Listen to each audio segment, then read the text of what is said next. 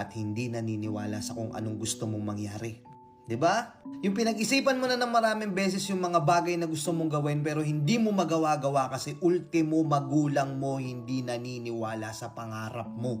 A moment of silence, medyo mabigat yung sinabi ko. Hindi lahat ng magulang ganito. Hindi lahat ng tao sa paligid mo ganito. Pero oo, hindi lang magulang mo, pati partner mo. Yung mga taong ine-expect mong susuporta sa'yo.